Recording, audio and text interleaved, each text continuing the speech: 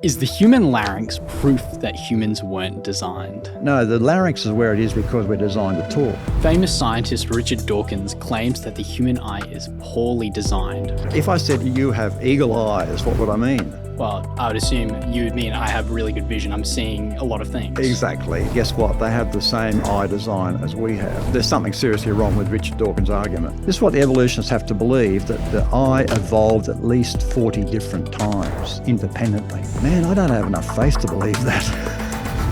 Why do some scientists claim they see poor design in nature? Well, they're trying to argue against God. I don't believe God is imperfect. I don't believe he would create imperfect things, and there's no evidence of bad design. They haven't demonstrated that, and they certainly haven't demonstrated how any of these things could have evolved. Atheists claim that living things have features that are poorly designed. But are they? Today we'll be exploring this question with Dr. Don Batten, who is a PhD scientist in biology. Now, Don, probably the most prolific claim that we see is that the vertebrate eye is badly designed. Give us an overview of that. Yeah, well, that's Richard Dawkins, is the most famous one for claiming that. And what's the basis of that claim? Well, see, he says, well, the octopus eye is designed in a certain way, and it's fairly simple in a sense of it has a retina to receive the light signals, and behind the retina, away from the light, you have blood vessels and nerves. The vertebrate eye, like ours, has the blood vessels and the nerves in front of the retina. So the light travels through the blood vessels and nerves to the retina. And Dawkins says that's bad design, because who would design an eye like that, where the light has to travel through the blood vessels and the nerves to get to the light sensors? So he says that's bad design. And it's actually called the inverted retina. It's because it's inverted compared to the octopus. So the octopus is supposed to be superbly designed, ours is supposed to be badly designed. Well, this seems like a fairly reasonable claim at this point. To me, that seems a little bit silly, but I'm sure there's a good explanation for this. So why is that argument wrong? Well, a very simple approach to this is to say, well, if I said you have eagle eyes, what would I mean? Well, I would assume you would mean I have really good vision. I'm seeing a lot of things. Exactly. So eagles hover up there at quite a height and they pick out a mouse on the ground. They've got really good perception, really good acute vision. And guess what? They have the same eye design as we have. Right. So there's not much wrong with the vertebrate eye, is there? If eagles have such good vision, there's something seriously wrong with Richard Dawkins' argument.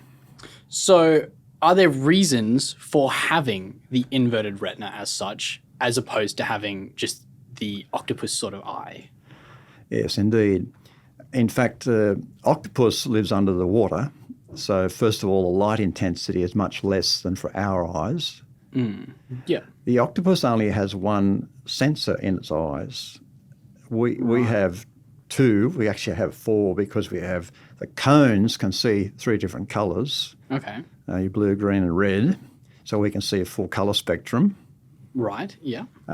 So the light intensity our eyes are exposed to is much higher. So we see a lot more light than they do deep in the ocean. So our retina is much more active than a retina of an octopus. So you start to see there's some serious differences in the design of the eye. And also, of course, we can see full colour, whereas the octopus can't. So is the eye superior for the octopus? Well, hardly.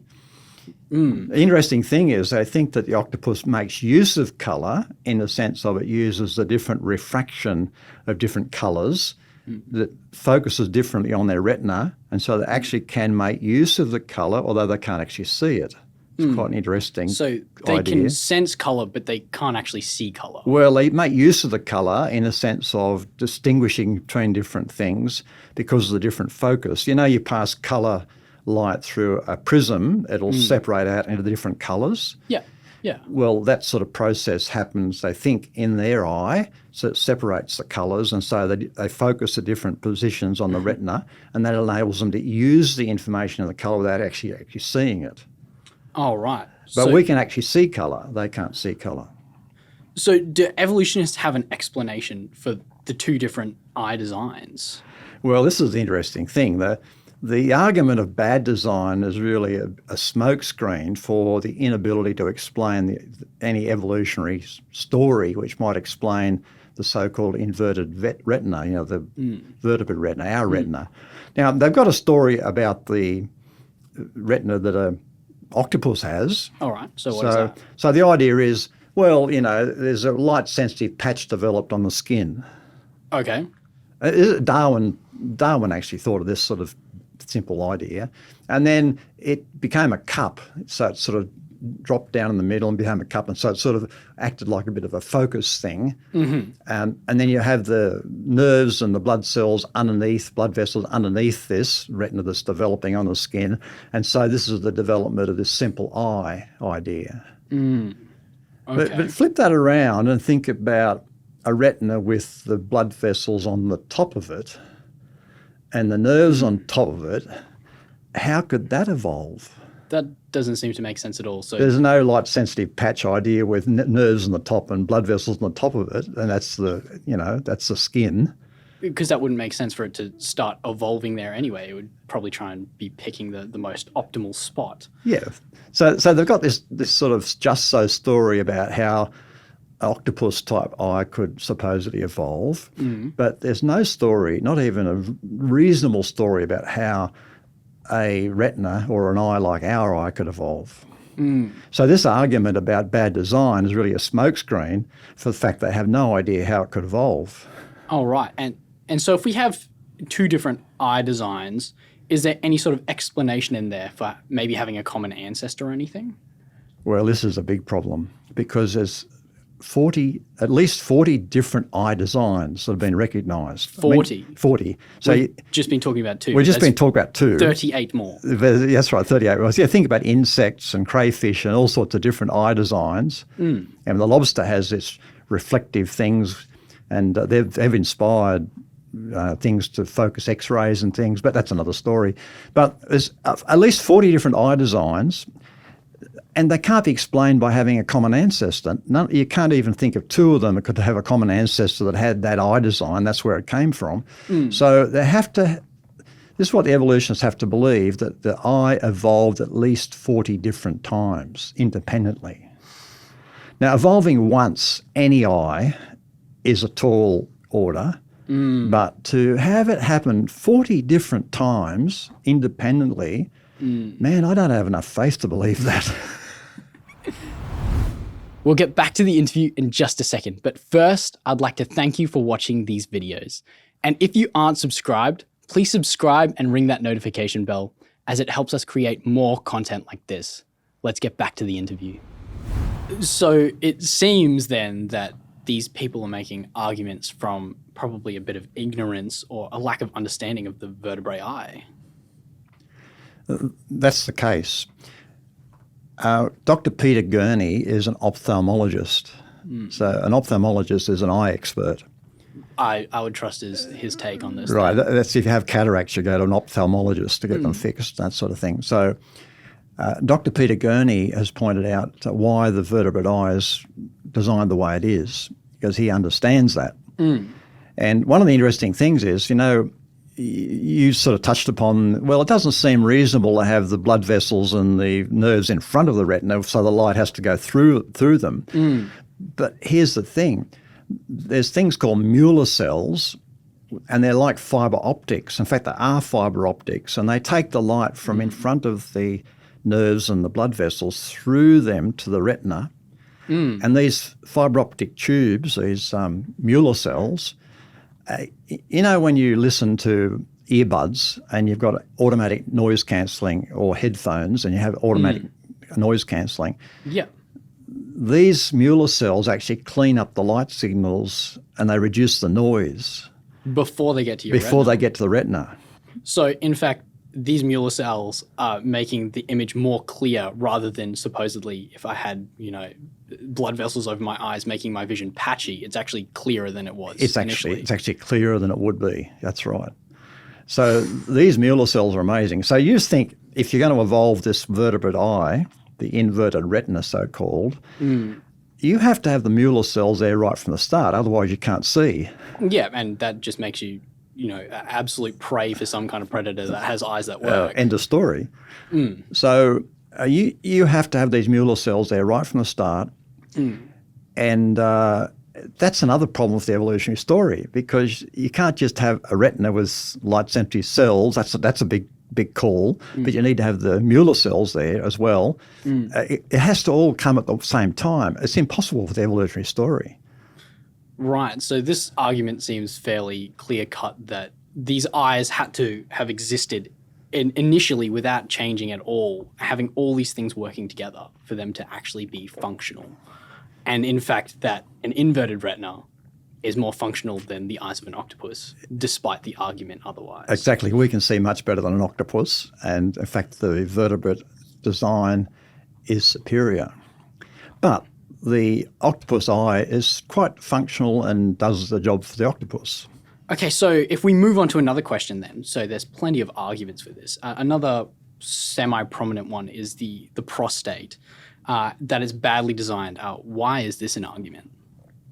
Well, what is a prostate? It's only in men and males, and the prostate is a gland that's just at the base of the bladder, which surrounds the urethra, and it contributes about 20% of the volume of semen, so it's very important for reproduction. And the prostate is where it is because it has to do that job.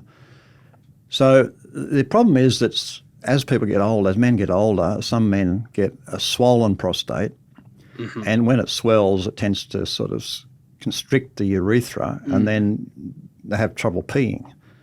Right, and peeing is an essential part of living. I think so, yes. So that obviously sounds bad. So why would this not be an example of bad design then?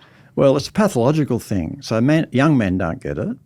Yeah. So it's old men. It's men over 80, about half men over 80 in the Western countries like the United States and Australia, about a half get this enlargement of the prostate.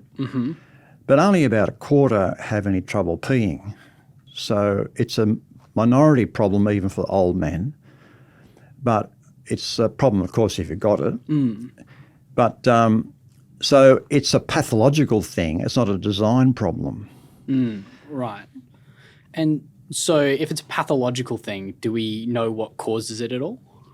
Well, there's a hint about this, because if you look at different countries, like if you go to Japan, there's a much less problem in Japan than there is in the United States or Australia or England. Okay. So is this sort of boiling down to a bit more of a lifestyle thing then? Well, you say, well, it's either genetics or lifestyle, so how can we tell? Well, we could take a Japanese man and put him in America and he becomes an American. He has the same problems as other people who live in America. Oh, right. Okay. So it's not genetics. Okay. So what is it? It's the diet and lifestyle. Okay. So what is it about Japan which is different to America? Well, the Japanese eat a lot of oily fish, like salmon, for example. Yep, in sushi. Love that. And sushi and sashimi, raw fish. And also they eat tofu.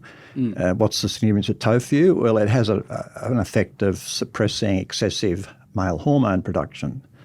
And male hormone production is thought to be involved in the growth of the prostate, this enlargement of the prostate.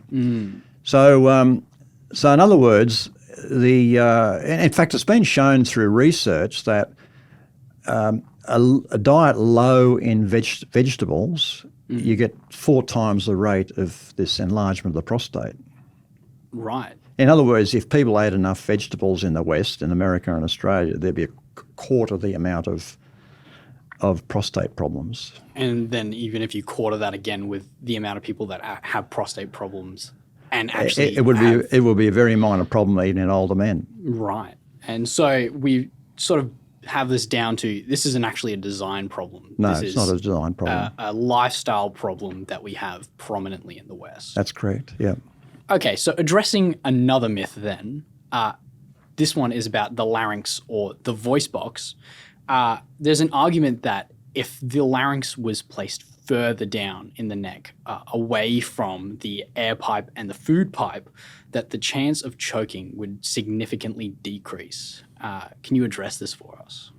Well, yes, the argument is that if it was rearranged, the arrangement of the food pipe, the esophagus, and the windpipe, the trachea, and the voice box, the larynx, if it was all rearranged, there'd be less likelihood of choking.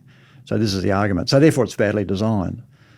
But here's the thing: we can speak, and the reason we can speak is because the larynx is where it is. That's a good upside. So if you put the larynx in a different spot and we wouldn't be able to speak, okay, you might get less chance of choking, but you wouldn't be able to talk. That'd be great, wouldn't it? So it's really a non-argument. And really, we've got a choking reflex or a coughing reflex if we do choke. I mean, if you've ever swallowed something the wrong way, I mean, immediately you start coughing to bring it out. You know? So we've got this amazing coughing reflex to get rid of stuff that does go the wrong way, which happens occasionally. It's very rare that anybody dies of choking. And usually actually it's connected with other pathologies. People are on drugs, for example, and it suppresses their coughing reflex and that sort of thing. Or people choke on their vomit and things like that. So the actual, the coughing reflex is very effective, providing it's not inhibited by pathology or drugs and things like that. And so it's very rare that anybody dies of choking anyway. Okay, so we've talked about a larynx, we've talked about eyesight, we've talked about prostate. We're going to talk about the back now. Apparently that is badly designed. Back. Oh, I'm sure you'd know all about it, Don. But how are backs badly designed, supposedly? So this goes back to the whole evolution story again. We came from the apes, you see, and apes have sort of got this curvature of their spine like this, and walking on all fours. And then look at humans, and we're upright, and we've got this lordosis, which is the curvature of the back, the S shape in the back. And the evolutionists said, "Oh, look, that's bad. We should be like the apes because they don't have back problems." All right, okay. I have this thought because. As much as there could be the thought that we came from apes, I don't walk on my all fours. I stand upright. Exactly. You stand upright. And a physiotherapist, or the Americans call them physical therapists in New Zealand, Dr. Robin McKenzie, his name is, he developed these exercises which take into account the lordosis is actually meant to be there, the curvature of the spine, this S shape, is meant to be there. It's actually what it ought to be. And the problem is, the abdominal muscles and the muscles that actually support the back are in bad form, and he developed exercises to improve the tone of those muscles, and guess what? Fixed up the back problems. If you go to tribal people that don't sit around at desks working on computers all day and things like that, back problems are very unusual, very rare. So it's very much a product of a sedentary lifestyle, the sort of things that we do, sitting here, we're not running around. And it's a sedentary lifestyle which results in poor muscle tone, particularly in the abdomen and around the back, the lower back. And this results in the back being poorly supported, and then you end up with back problems. All right. So again, it's a pathological kind of thing. Yeah, it's a pathological thing. It can be an age thing, or although I have to say I had more problems with my back as a young person than I do now, probably because I'm more aware of the fact I need to be exercising and keeping things in tone. You've done the inverse of most people. So supporting your abdominal muscles will actually, in long term, probably help you with any kind of back problems. Exactly, because your back's being supported the way it should be, the way it's designed to be, and you don't end up with the back problems. Of course, you've still got pathological things, like people can get osteoporosis, for example, which is an old age thing, part of the fact we live in a fallen world, which is no longer perfect like it was in the beginning when God created everything. And so these pathological things can actually cause back troubles where you get compressed discs and the lack of strength in the vertebra because of osteoporosis, collapse of the vertebra. These sorts of things cause incredible back pain, but that's a pathological thing. It's not actually caused by bad design of the back. If you're enjoying this interview so far, you might be interested to know that we also produce the world's most widely read magazine on the creation-evolution debate, Creation Magazine. It's packed with beautifully illustrated articles showing how real science supports the Bible. It's designed for the whole family and is a great tool for strengthening your faith. Sign up now to receive 4 issues per year. Follow the link in the description. All right, well, if we move on down the body then and tackle yet another claim, are knees badly designed? So the argument goes that because some people rupture their ligaments in their knee, particularly the cruciate ligament, the anterior cruciate ligament, therefore the knee is badly designed. And if you follow a football team, you probably have a favourite footballer who's ruptured his ACL and been out of action for 6 months, and, well, the knee must be badly designed. This is the argument. But again, when you look at the human knee, it's actually quite unique. There's in the ligaments, these cruciate ligaments, this is a little model of the actual thing, and the model doesn't do justice to it. But here you have, if this is the front here, this is the anterior cruciate ligament and the posterior cruciate ligament. They're called cruciate because they cross over. You can see the cross. Here's the bottom of the femur, the top, the big bone at the top, and here's the tibia underneath. Right, this is the red represents the bottom of the femur and the top of the tibia, and the cruciate ligaments cross over in the middle of the knee, and they allow this amazing movement of the knee. So you can bend your leg and back to, well, that's at 90 degrees. Actually, you can go all the way back because it rotates on the surfaces, and you can go back almost 180 degrees movement on your leg from standing upright to pulling your foot up behind your backside. So the ligaments allow that to happen. One of the reasons why the cruciate ligament tear is so devastating is because without it, the femur will just roll off the front of the tibia, or with the posterior one off the back, and with the lateral ones needs to be held together on the side. So here's the thing.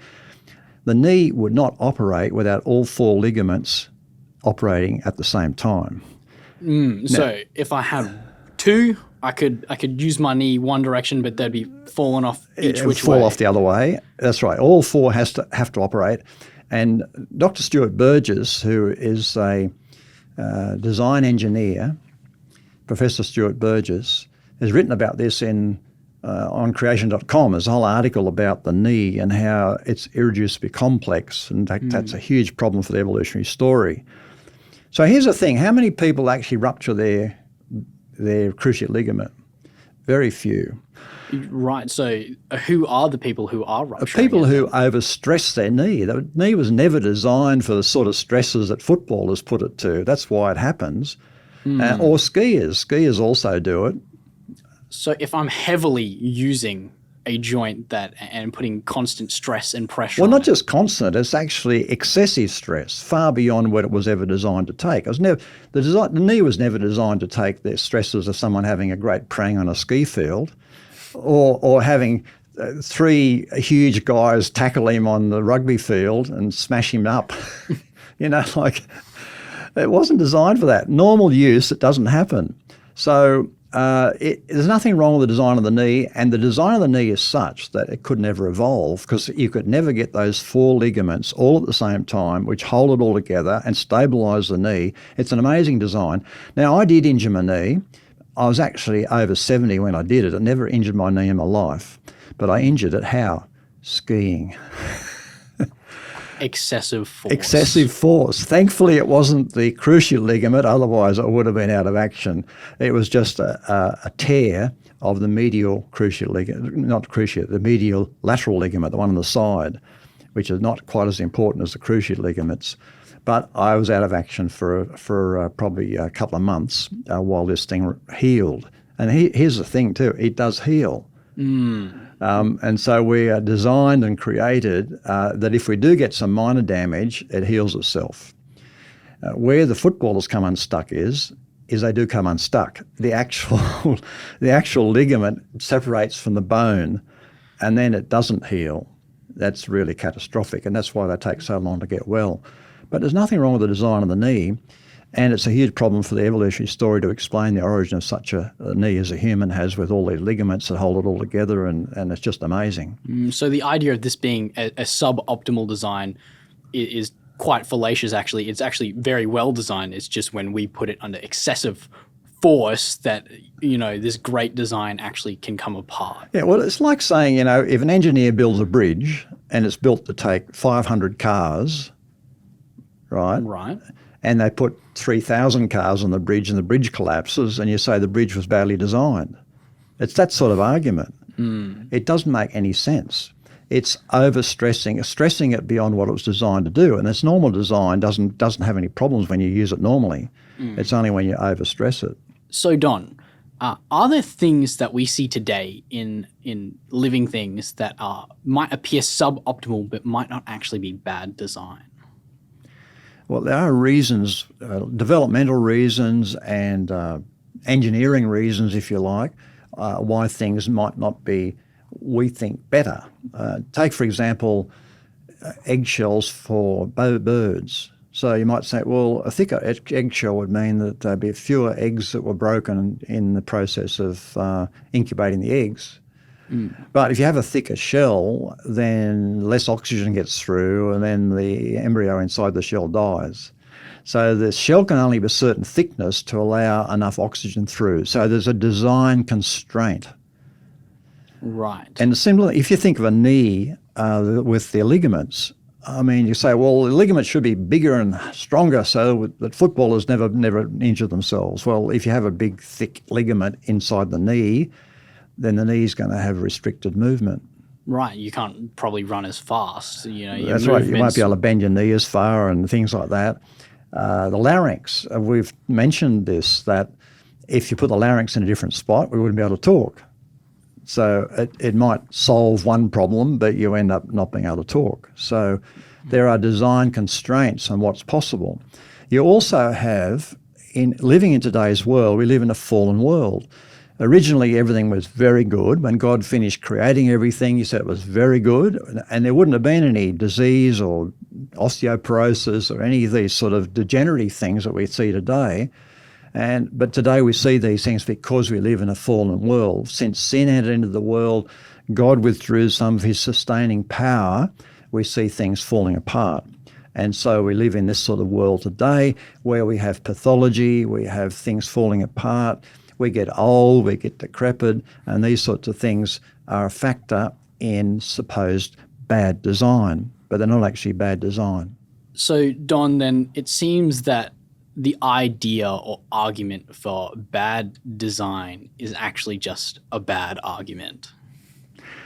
Yes, in fact, it's a theological argument. So the argument really goes like this. Well, you Christians believe in the perfect God who would not create imperfect designs.